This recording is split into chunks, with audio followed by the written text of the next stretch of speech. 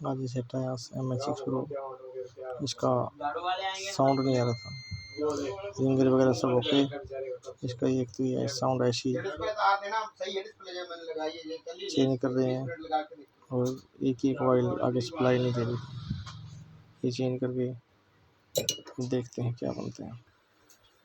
इसका अपने आज फिर वो चेंज किया है।